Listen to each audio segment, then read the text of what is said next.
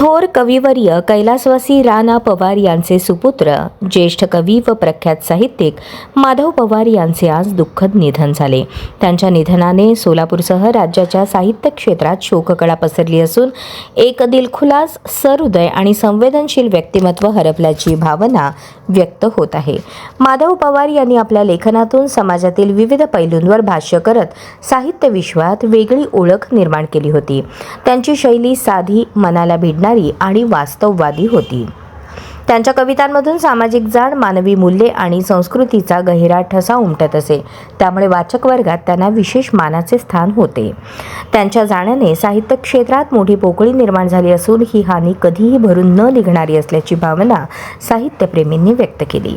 शिवसेना, उद्धव बाळासाहेब ठाकरे पक्ष, मनोरमा परिवार तसेच संपूर्ण गायकवाड कुटुंबियांच्या वतीने माधव पवार यांना भावपूर्ण श्रद्धांजली अर्पण करण्यात आली. त्यांच्या आत्म्यास शांती लाभो अशी प्रार्थना व्यक्त करत आई तुळजाभवानी यांनी त्यांच्या कुटुंबियांना या दुःखातून सावरण्याची शक्ती द्यावी अशी भावना व्यक्त करण्यात आली. पवार कुटुंबाच्या दुःखात आम्ही सर्व सहभागी आहोत असे सांगत विविध स्तरातून शोकसंदेश व्यक्त होत आहेत.